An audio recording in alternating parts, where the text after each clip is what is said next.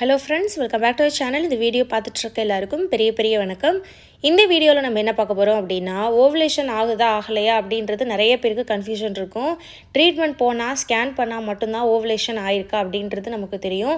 அதுலயும் பாத்தீங்கன்னா சில பேருக்கு 1-2 பேருக்கு டாக்டர் வந்து சரியா எக் ரிலீஸ் ஆயிருக்கான்னு கூட தெரியல அப்படினு சொல்ற அளவுக்குலாம் பாத்தீங்கன்னா இந்த ஓவலேஷன் வந்து பாத்தீங்கன்னா கொஞ்சம் குழப்பமான விஷயம். ஓவலேஷன் வந்து சிம்டம்ஸ்லாம் வச்சு கண்டுபிடிக்கலாம், பட் அது வந்து எல்லாராலயும் பிரெடிக்ட் பண்ண முடியாது. இந்த வீடியோல நம்ம என்ன பார்க்க போறோம் அப்படினா உங்களோட பீரியட்ஸ் உங்களுக்கு எப்படி ஆகுது அப்படின்றத வச்சே, அதாவது பீரியட்ஸ்னா ரெகுலர் இரெகுலர்ன்றதை நான் சொல்லல, பீரியட்ஸ் அப்போ உங்களுக்கு எந்த மாதிரி உங்களுக்கு ப்ளீடிங் இருக்குது, உங்களுக்கு எந்த மாதிரி பெயின் இருக்குது, எப்படி ப்ளீடிங் இருக்குது, இதை வச்சே உங்களுக்கு வந்து ஓவலேஷன் ஆகி பீரியட்ஸ் வருதா ஓவலேஷன் ஆகாமல் பீரியட்ஸ் வருதா அப்படின்றத தெரிஞ்சுக்கலாம்.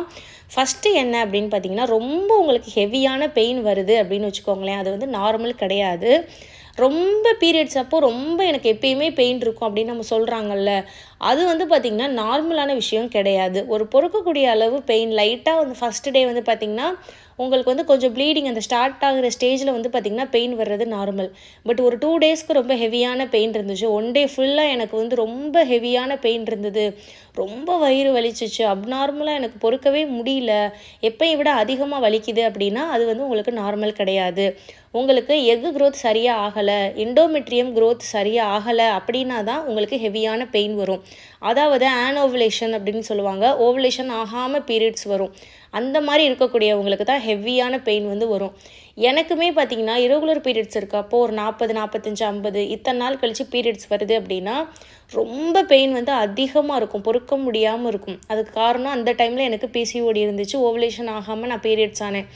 ஒன்ஸ் எப்போ கொஞ்சம் பீரியட்ஸ் வந்து ரெகுலராக ஆக ஆரம்பிச்சிச்சோ எனக்கு அப்போவே பார்த்திங்கன்னா அவ்வளோ பெயின் வந்து கம்மியாயிடுச்சு. எனக்கு அப்போ தான் தெரிஞ்சுது நமக்கு வந்து பெயின் இருக்குது, எனக்கு பீரியட்ஸ் அப்போ பெயின் எப்பயும் இருக்கும் அப்படின்னு நான் சொல்லுவேன்.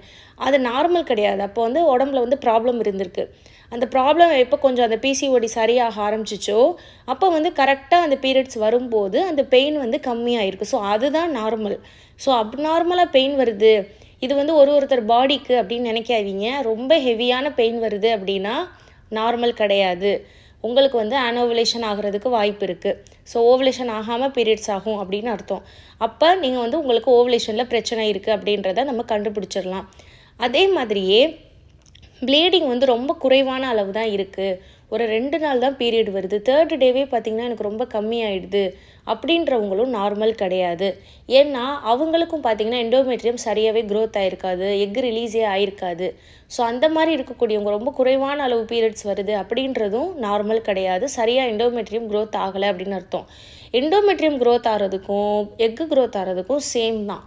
உங்களுக்கு வந்து நீங்கள் எப்படி உங்களுக்கு ஹார்மோன்ஸ் கரெக்டாக சுரக்குதா, எக்கு வந்து ஃபோலிக் ஆசிட் தேவையான அளவு நீங்கள் உடம்புல எடுக்கிறீங்களா, விட்டமின் எடுக்கிறீங்களா அப்படின்றத பொறுத்து எக்கு க்ரோத் ஆகும். எண்டோமெட்ரியமுக்கும் அதுதான். ஸோ எண்டோமெட்ரியம் நல்லா க்ரோத் ஆனாலே ப்ளீடிங் நல்லா வரும். அப்போ ப்ளீடிங் சரியாக வரலைன்னா எண்டோமெட்ரியம் பெருசாக உங்களுக்கு க்ரோத் ஆகலை, அப்போ எக்கு க்ரோத்தும் உங்களுக்கு ஆகிருக்காது, ஸோ ஓவலேஷன் ஆகிருக்காது. இந்த மாதிரி நம்ம வந்து வச்சுக்கணும்.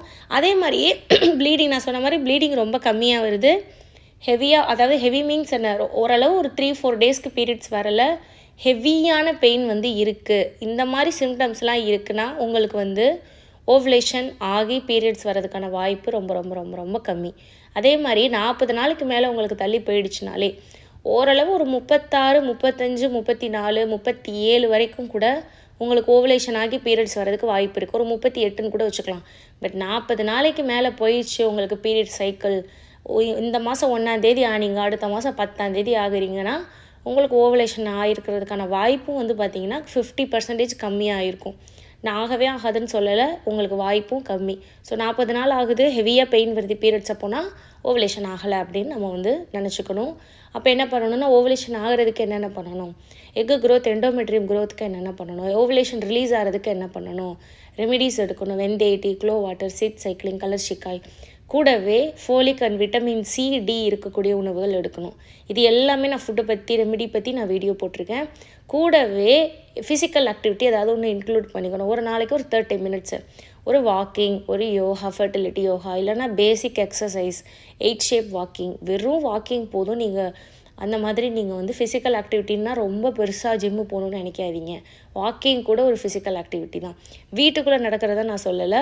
கொஞ்சம் ஒரு கண்டினியூஸாக ஒரு 30 மினிட்ஸ் கொஞ்சம் ஸ்பீடாக நல்லா கை காலை அசைச்சு காத்தோட்டமான இடத்துல நடங்க. அதுதான் பார்த்திங்கன்னா கரெக்டான வாக்கிங்.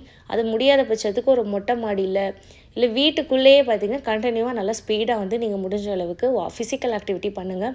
யோகா ரொம்ப ரொம்ப நல்லது. ஃபெர்டிலிட்டி யோகா அப்படி இல்லைனா பேசிக்கான எக்ஸசைஸும் பண்ணலாம். ரொம்ப நல்லது ஃபிசிக்கல் ஆக்டிவிட்டி. ரொம்ப ஜம்பிங் டைப் மட்டும் பண்ணாதீங்க. ரொம்ப ஹெவியாக ஜம்ப் பண்ணுற மாதிரி எக்ஸசைஸ் இல்லாமல் ஓரளவு ஸ்லோவாக செட்டிலாக பண்ணக்கூடியது எல்லாமே பண்ணலாம். மூச்சை வாங்க பண்ணலாம். ஒன்றும் பிரச்சனையும் கிடையாது. இதுக்காக தான் இந்த வீடியோ. அண்ட் இந்த வீடியோ பார்த்த எல்லாருக்கும் ரொம்ப நன்றி.